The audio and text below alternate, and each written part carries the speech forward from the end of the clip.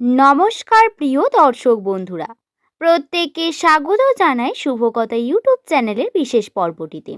আপনার নামের প্রথম লেটার যদি এস দিয়ে হয়, অথবা আপনি একজন এস নামের জাতক বা জাতিকা হয়ে থাকেন, তাহলে আজকের এই ভিডিও আপনার জন্যই নির্মিত বন্ধু। যেমন বন্ধুরা, হাত দেখিয়ে বা জন্মকুণ্ডলী বিচারের মাধ্যমে ভাগ্যচক্রের বিভিন্ন তথ্য সম্পর্কে জানার চেষ্টা করি, জানতে চাই।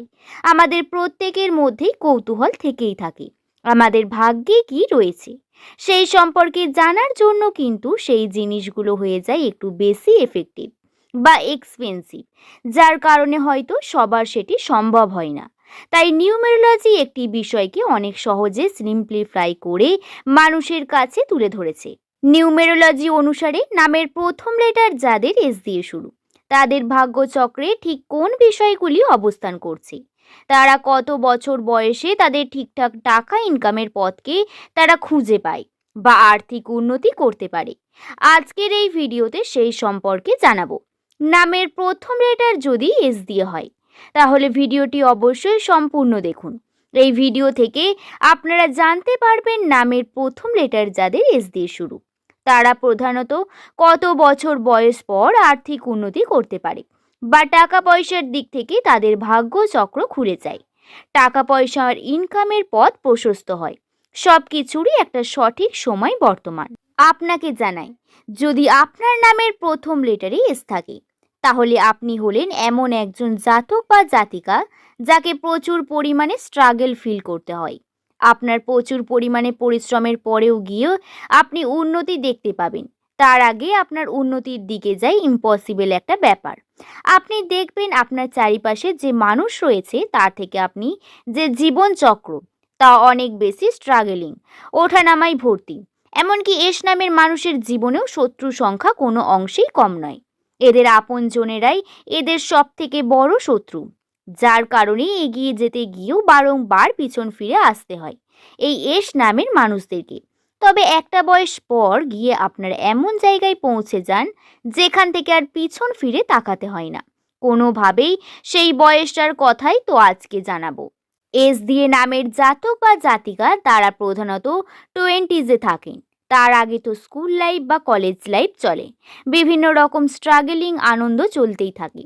কিন্তু তারপরেও শুরু হয় স্ট্রাগলিং, এবং এই স্ট্রাগলের প্রধানত চলে 26-27 বছর পর্যন্ত।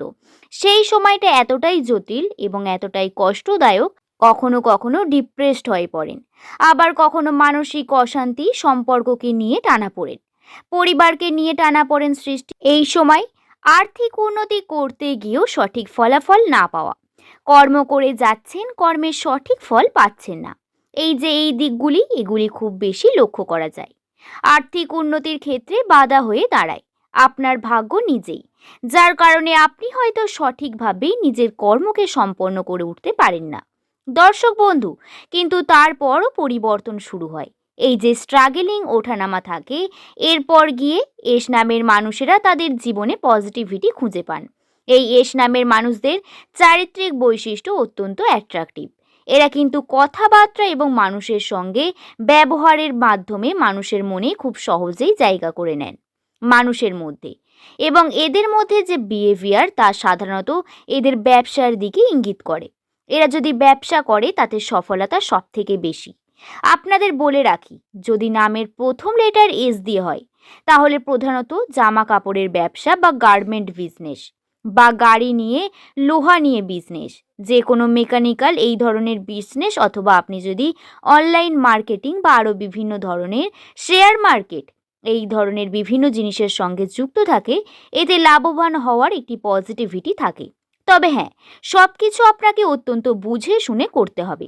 আপনাদের বন্ধু, আপনারা যদি বন্ধুর সঙ্গে কার্য করতে পারেন, তাহলে এতে পজিটিভিটি পাবেন। যাই হোক, এবার বলি 26 বছরের পর থেকে যেটা হয় সেটা হলো আপনাদের স্ট্রাগল ধীরে ধীরে ফল দিতে শুরু করে। যেটা আপনারা পান তো ঠিকই, কিন্তু স্যাটিসফাই ফল পান না। আপনাদের স্যাটিসফ্যাকশন তখনই আসে না, বা সম্পর্ককে নিয়েও তখন বিভিন্ন রকমের সমস্যা, ঘাত প্রতিঘাত চলতে থাকে, এবং নিজের পায়ে দাঁড়িয়ে যে কোনো কার্য করবেন সেই বয়স সেই সময়ও পান না। প্রধানত যেটি লক্ষ্য করা যায় এস নামের মানুষদের, যখন 30 বছরের ওপরে বা 30+ বা 30-এর কাছাকাছি 29 বা 30 এই সময় তাদের জীবনের টার্নিং পয়েন্ট আসে।